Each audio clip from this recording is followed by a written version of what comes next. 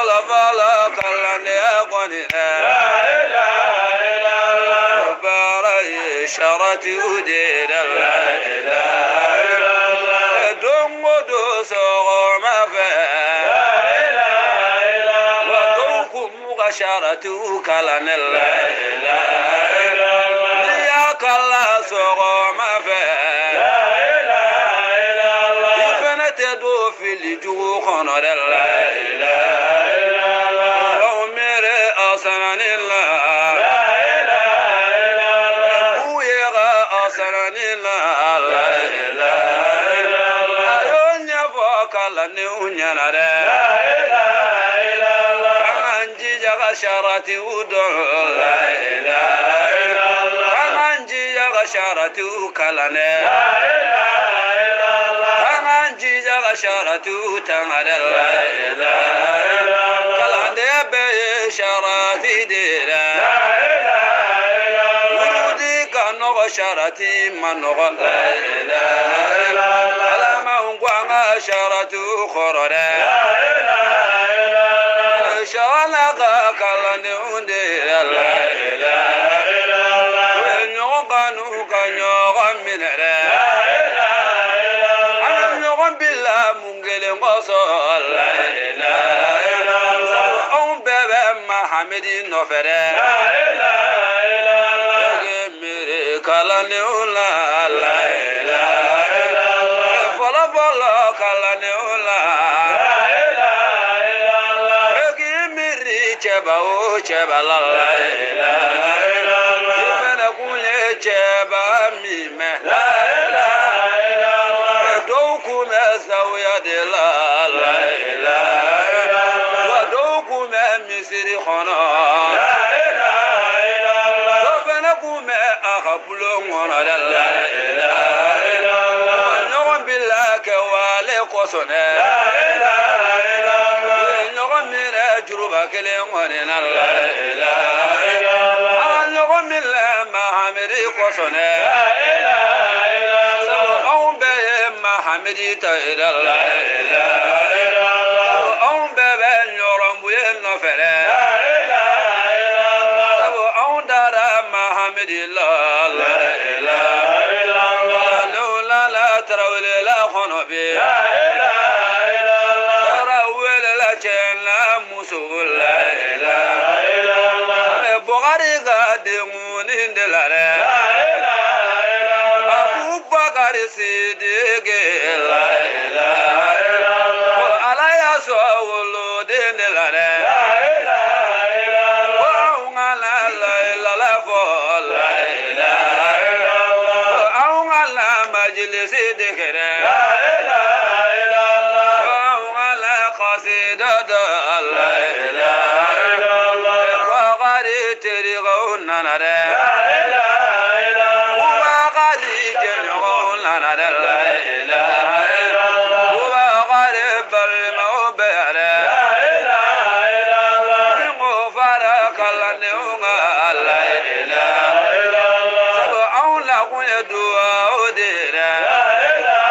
إلا الله اللهم ولد بلو لا إله إلا الله اللهم ولد بلو لا إله إلا الله على من لا لغير يا رب لا إله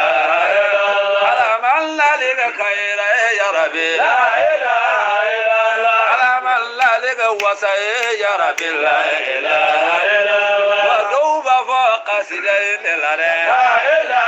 إلا الله فندوني سانجين لله لا إله إلا الله لبك بوي شغال لا إله إلا الله ركني حقيقته لا إله إلا الله اللهم ولد بلو لا إله إلا الله سنجي كوني هذا ودير لا إله إلا الله ولد وني هذا دير لا إله إلا الله بغرفنا هربا دير لا إله إلا الله أمي فترة ولا قنبي لا إله إلا الله اللهم هرقهم بير لا إله إلا الله اللهم فتحكم لا إله إلا الله اللهم درجاكم لا إله kauye Samaru Allah wasa chama kauye Samuye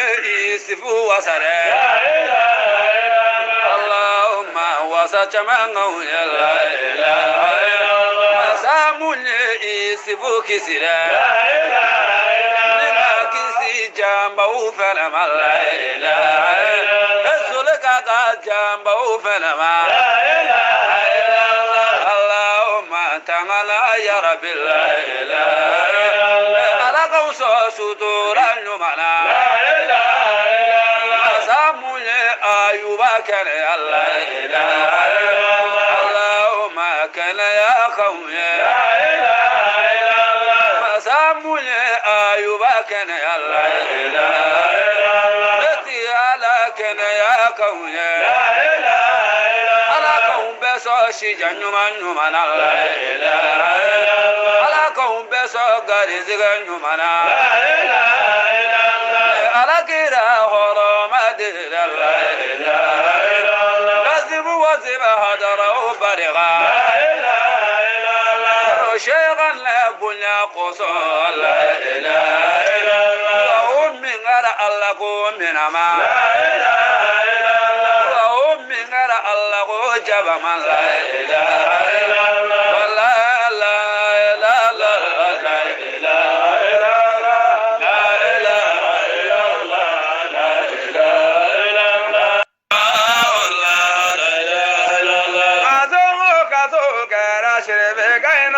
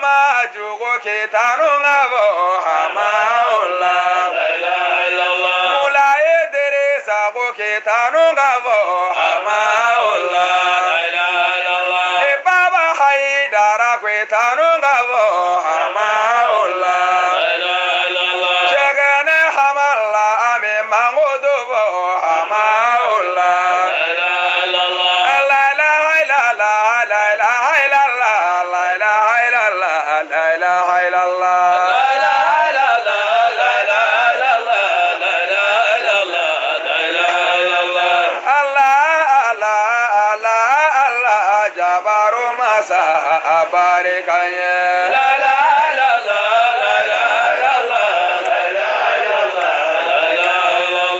Shehu hamala amaula jalo tamba aula nyoda yawoni yawoni amaula yawoni asanjalo tamba Ramedi Baba Ebi Baba Otudu Baba Nebu Baba Shegale Nyoda Amaula Nyoda Agawo Shanama Yabo Sireni Filabo Shanama Yabo Muiji Oshiwo Shanama Oluyabo Yasoma Amala Shegale Nyoda Aula Yasoma Shegale Yasoma Aula Yasoma Shegale Nyoda Amedi Baba Elamoka Amaru Moga Nabu Baba